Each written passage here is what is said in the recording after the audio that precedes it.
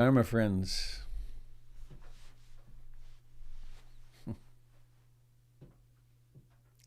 7 o'clock. Snowy here. Our streets are pretty bad. It's beautiful though. The dogs like it. The kids will be happy to go sledding today. Not that I'm around kids right now, but I remember. So I am... Oh, Melanie Moon says to everyone, check your hummingbird feeders. There's been a rash of thefts. No, I don't think that's what she means. Yeah, a lot of vulnerable creatures, huh? A lot of vulnerable creatures sleeping under bridges and in tents and all over the place. So I am Robert Beatty. I persist as Robert Beatty.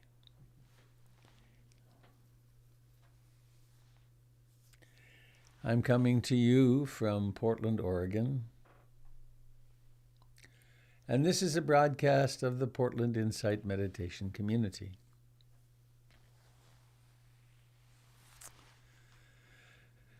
In the lineage of Ruth Denison and U Ba Khin of the Burmese Theravadan Buddhist teachings. A lineage that traces itself back over 120 to 140 generations to Siddhartha Gautama himself.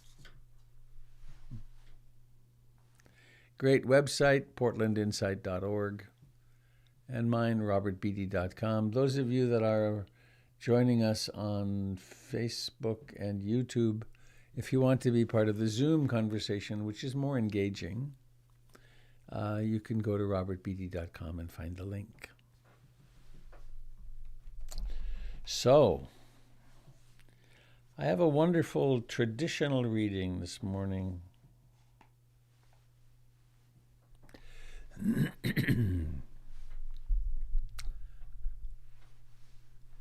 When teachings of the Buddha are presented, there's a kind of formulaic, ritualized statement, which is, "Thus have I heard."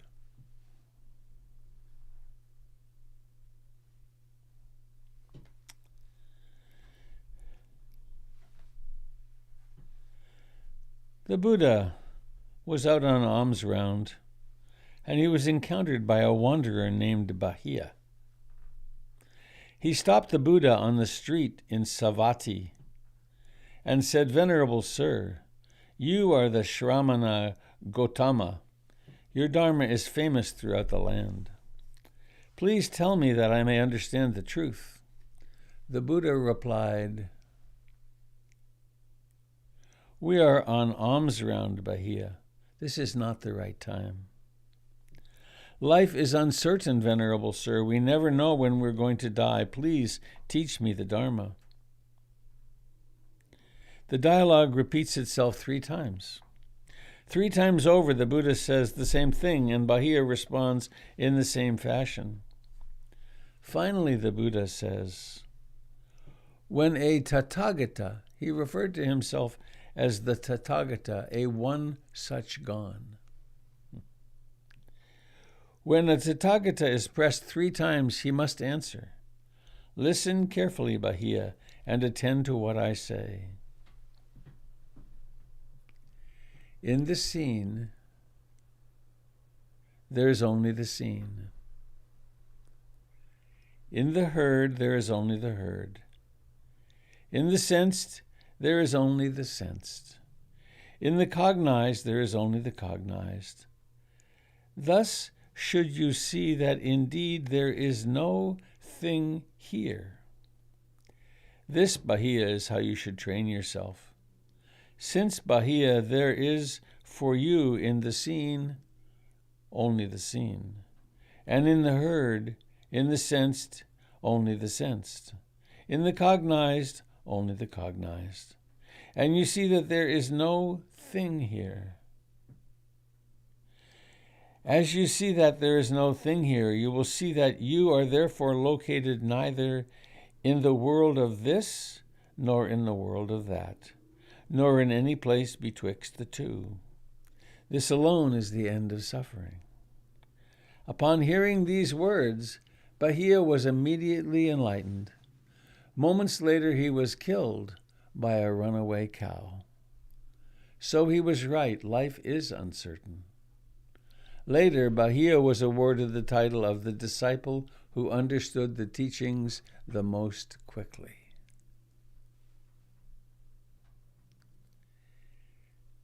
In the seen, only the seen. In the heard, only the heard.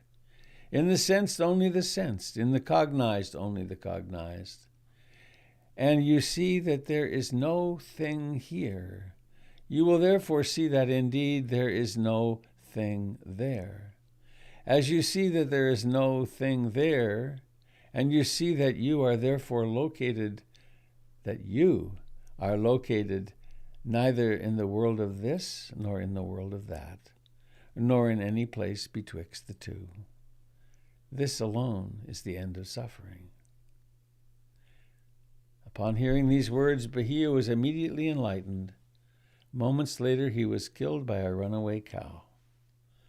So he was right, life is uncertain. Later, Bahia was awarded the title of the disciple who understood the teachings the most quickly. In the seen, only in the seeing, only the seen. In the breathing, only the breathing.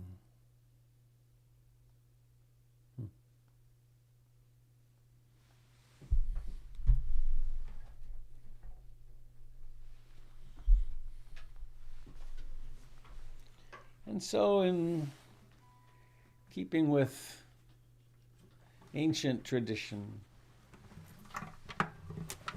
let us remind ourselves of the Buddha, the Dharma, and the Sangha. Not the Buddha, some old white guy. Who knows? He probably wasn't so white.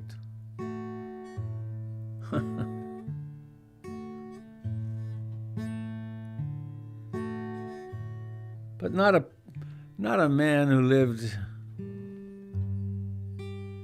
2,600 years ago. But what is awake in you right now?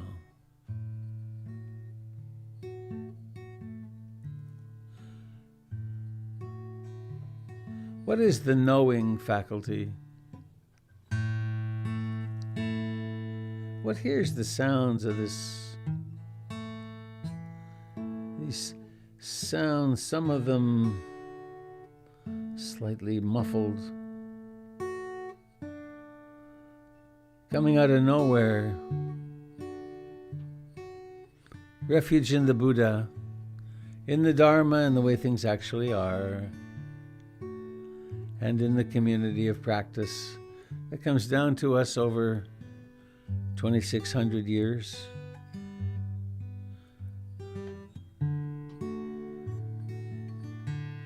I take refuge in the Buddha, the one who shows me the way in this life.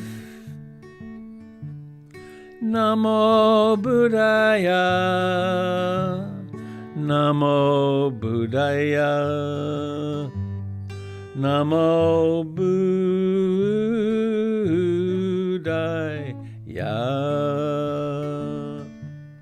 I take refuge in the Dharma, the way of understanding and love.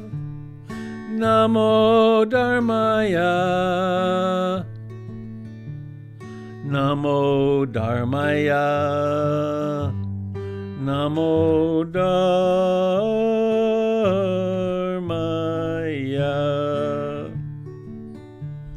I take refuge in the Sangha, the community of mindful harmony. Namo Sangaya, Namo Sangaya, Namo Sangaya.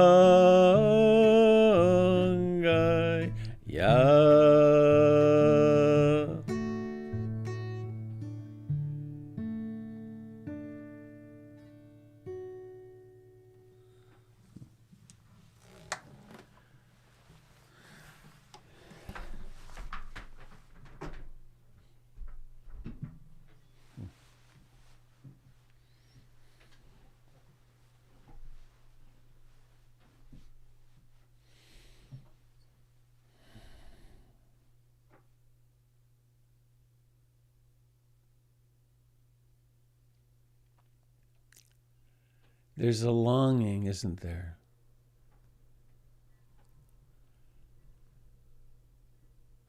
There's a call from within.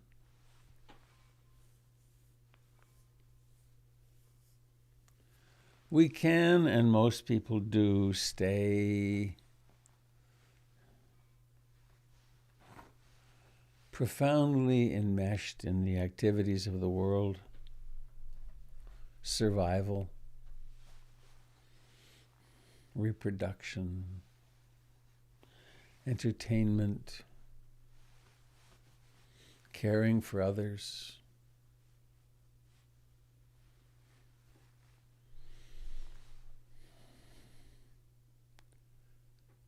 But for some, there is this call.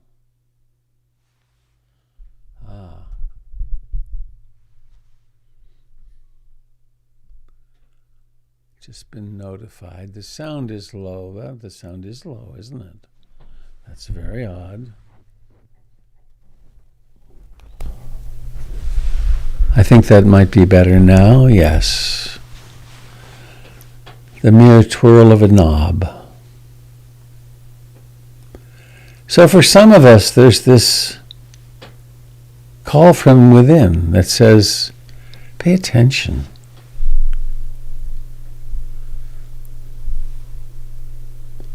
Pay attention.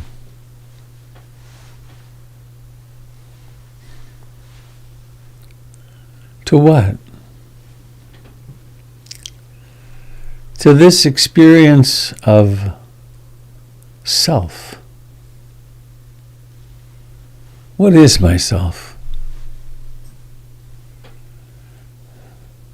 Is it the body?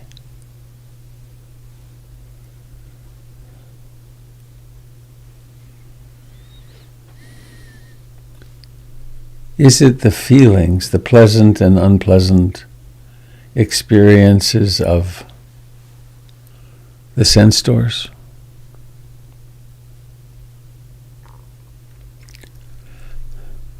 Is it perceptions? Am I perceptions?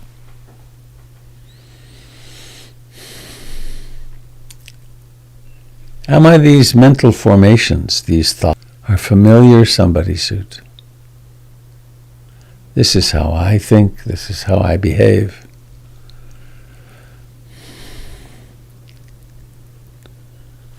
Is myself even consciousness?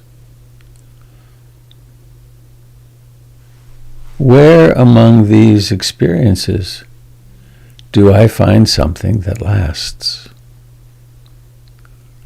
Or do I?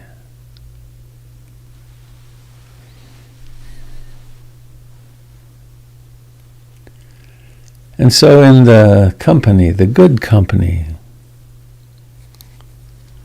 of mystics from all traditions, through all of human history,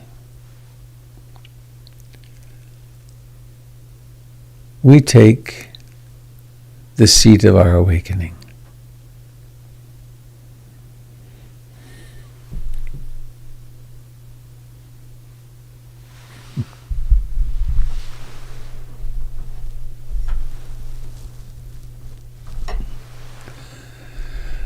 We could think of it as just another morning.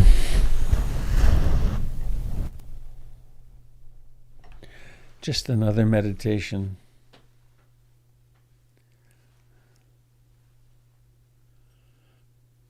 Or we could let go of thinking about it any way at all. And just be here.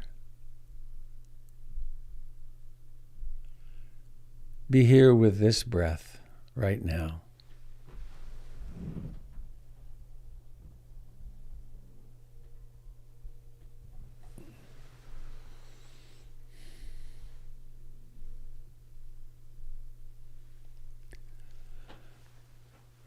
With this contact of the body with the chair, with the cushion,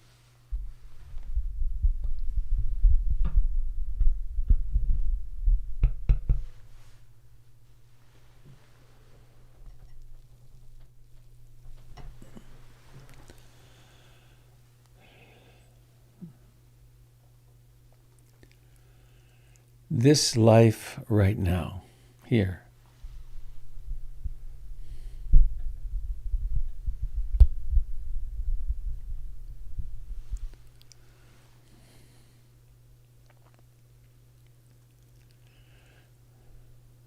We have many descriptors.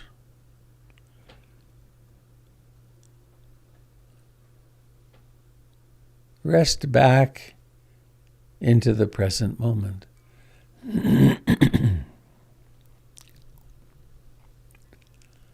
Lie back in the arms of love.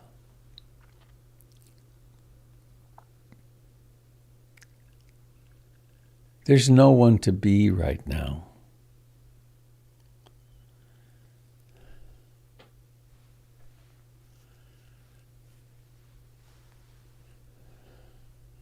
That to-do list doesn't really exist right now. There's just this breathing in and this breathing out.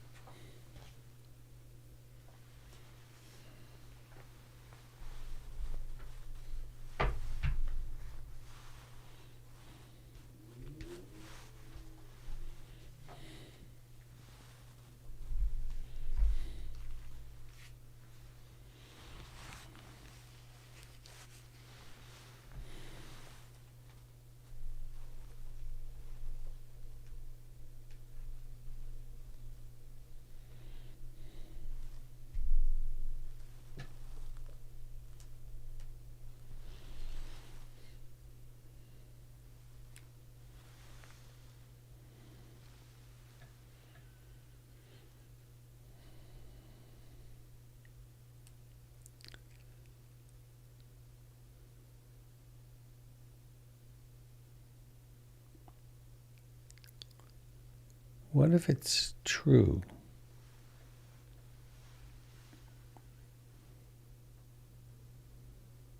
That all we need to do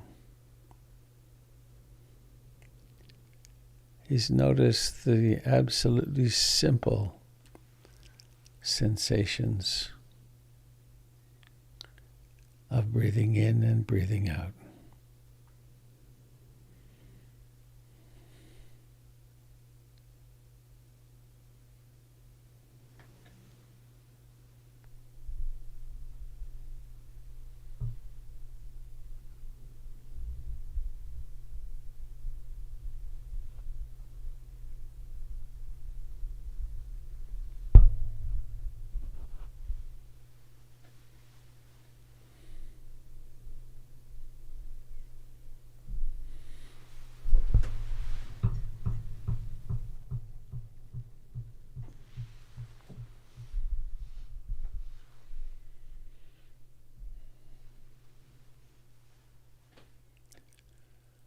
With bare attention,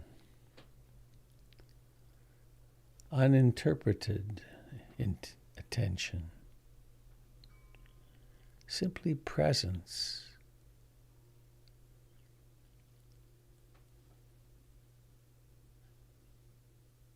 This breath begins.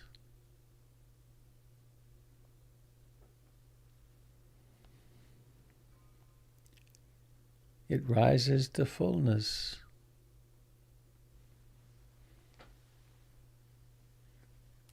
Declines and vanishes.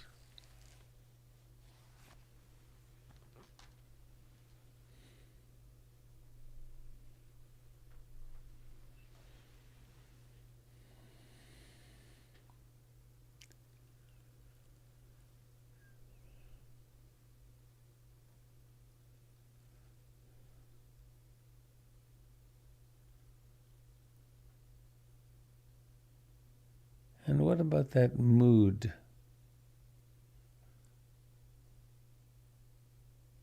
The mood we tend to think we are.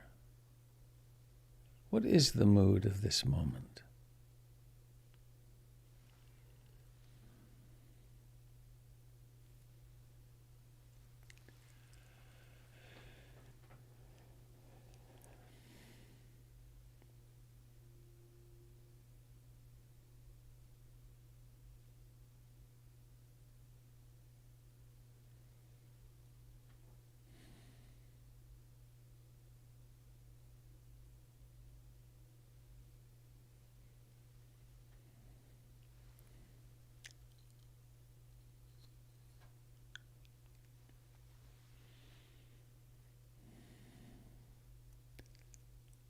And there may well be thoughts.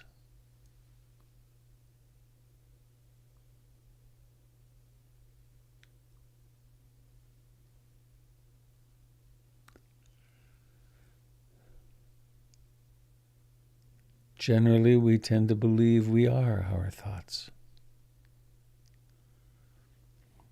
I believe this, I believe that.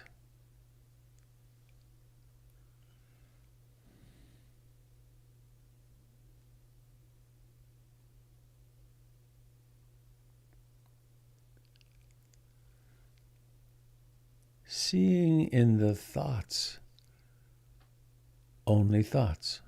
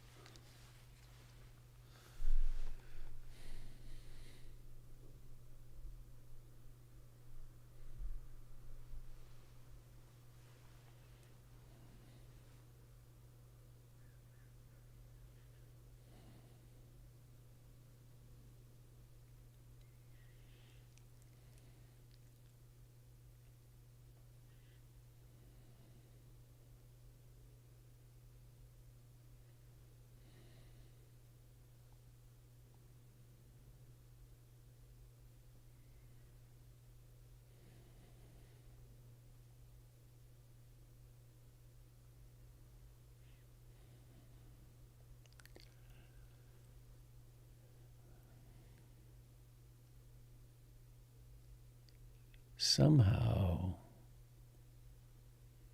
mysteriously,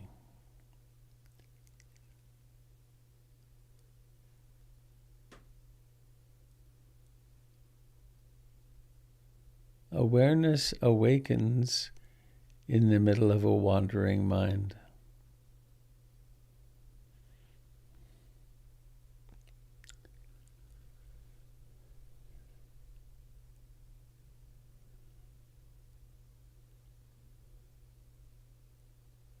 This is the arising of freedom. It doesn't require a lot of conjecture or figuring out. There's nothing to figure out. It's just awake.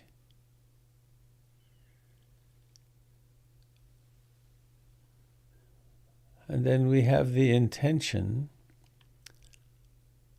of returning with bare attention to the life of the body.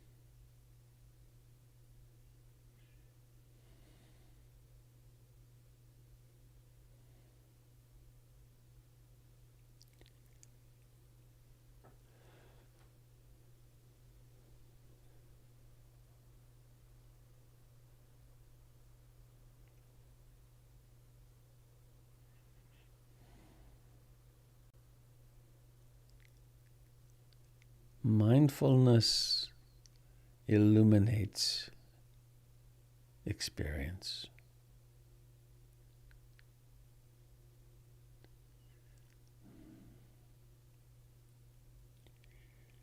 It's like the sun that illuminates everything it falls upon.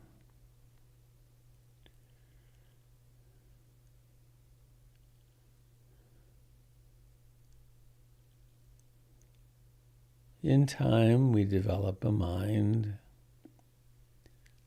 that at least sometimes abides in choiceless awareness.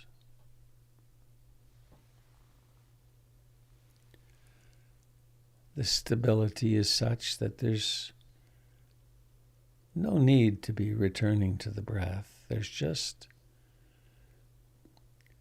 whatever arises, a thought and an emotion, a body sensation, a memory, a plan.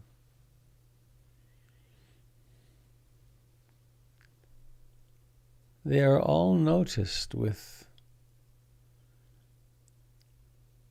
that simple presence that Bahia was taught. In a thought, there's only a thought.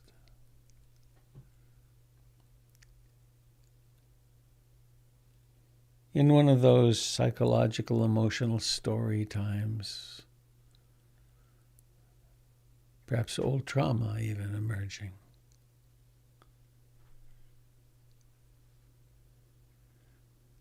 It too is simply what it is and will both arise and pass away.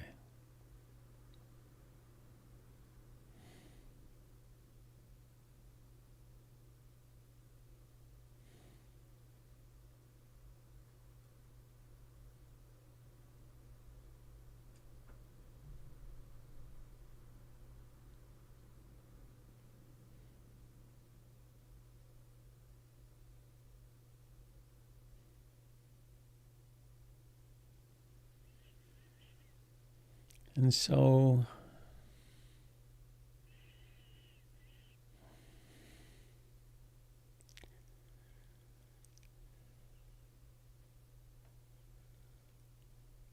there is the knowing, and there are objects.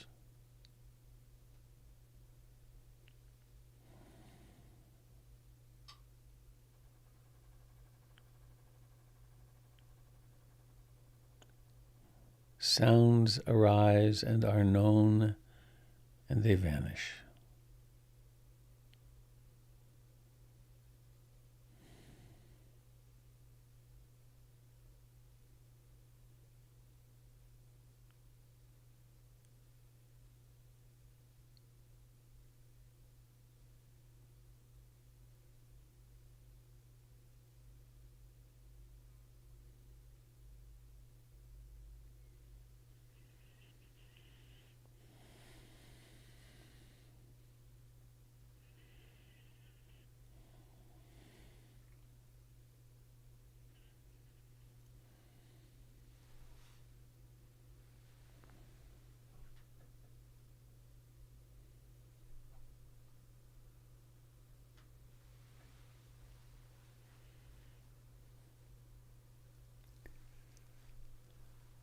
In this world of coming and going,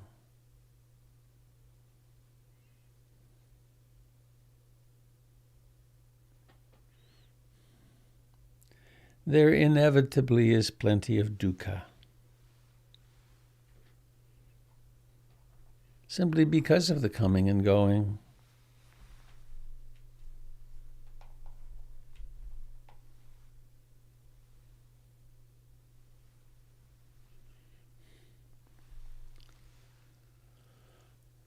Remembering this,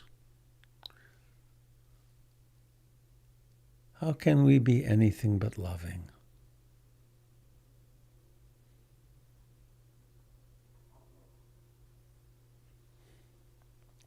Loving of this that we take to be oneself.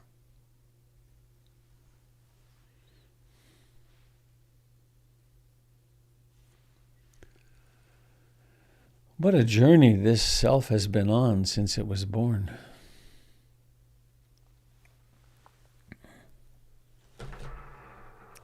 Would it not really make sense to simply assume an attitude of, I love you,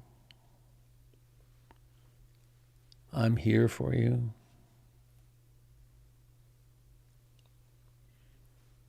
to this experience of a self?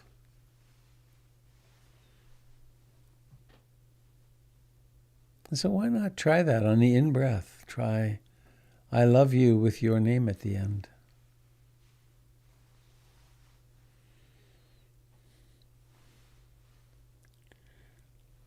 Or if I love you is too much, how about I'm here for you? I will pay attention. I will look out for you.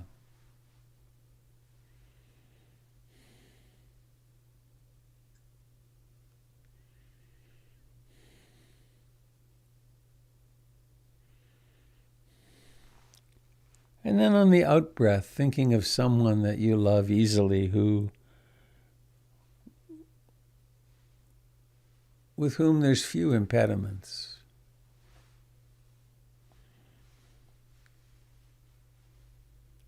Could be a mentor, teacher.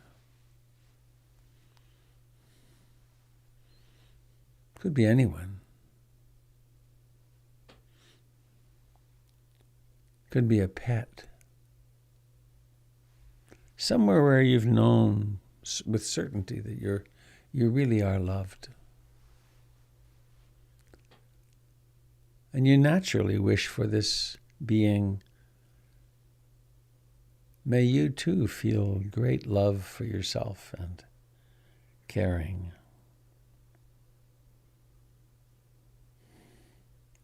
And so we begin to inhabit this world of, on the in-breath, great self-regard, great appreciation.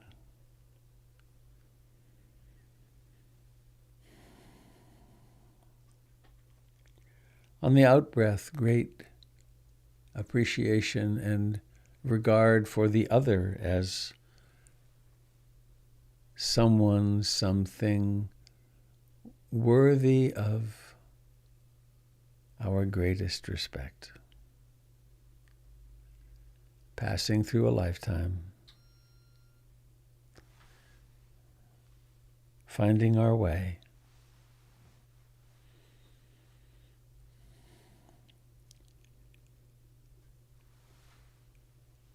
and with great gratitude for the way of the Buddha that we can actually practice.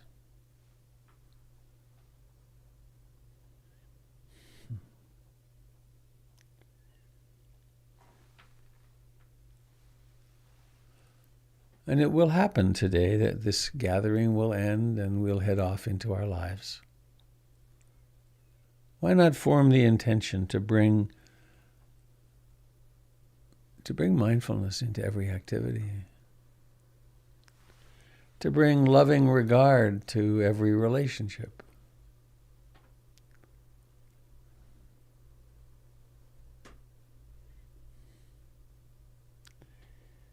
If there's something you're going to do today or someone difficult you're going to relate to, some difficult circumstance, why not sit for a few minutes first? Why not take 15 or 20 minutes to ground down into your true heart nature?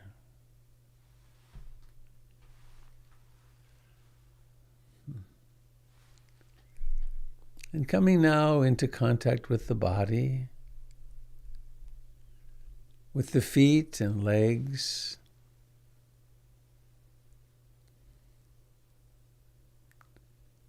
with the sacrum and solar plexus and the pelvis.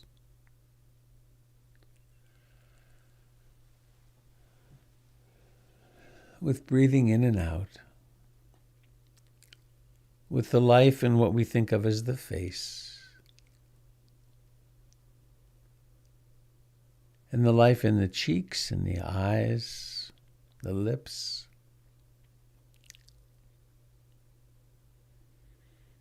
And now doing that practice we do, which is becoming aware of the intention to open the eyes, and then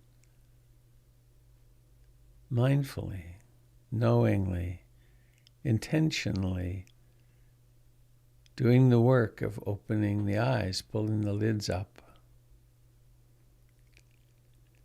And then observing mindfully the arising of seeing. The conditions are such that seeing happens. Seeing.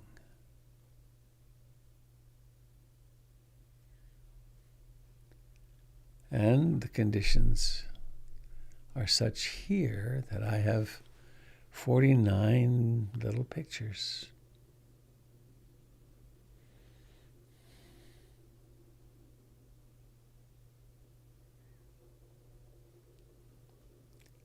Seeing with gratitude.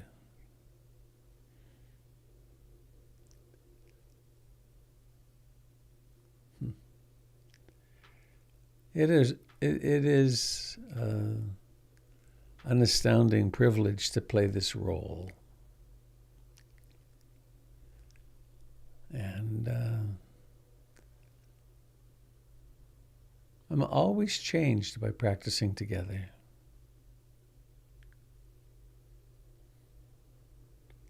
I already sat for some time this morning, and that's wonderful. But then when it's in community, there's something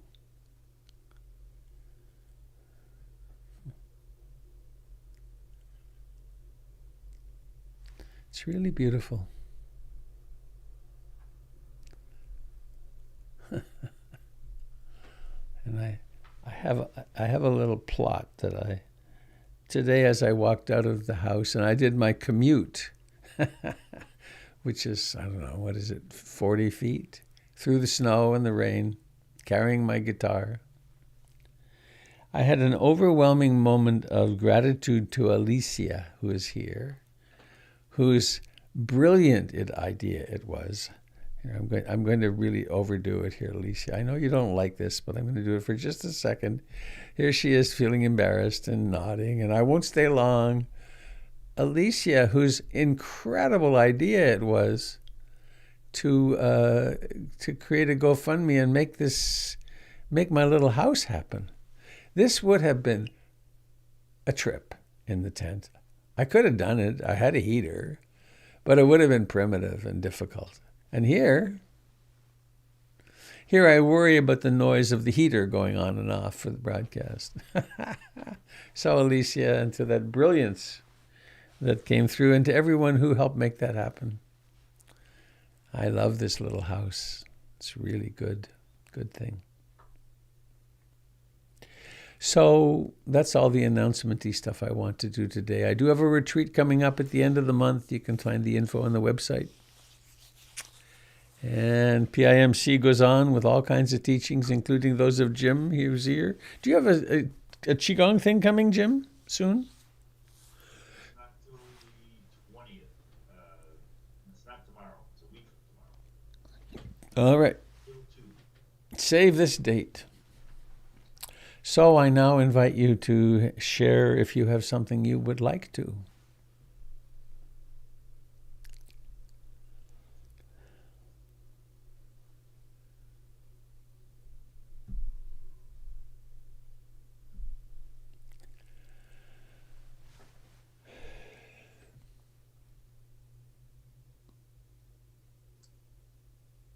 Robert? I hear. Who is this? It's Janine. Hello, Janine. Hello. So I just wanted to let you and the Sangha know that I probably won't be with you for a couple weeks. I am going to get a guide dog, and Wow. so the schedule may not allow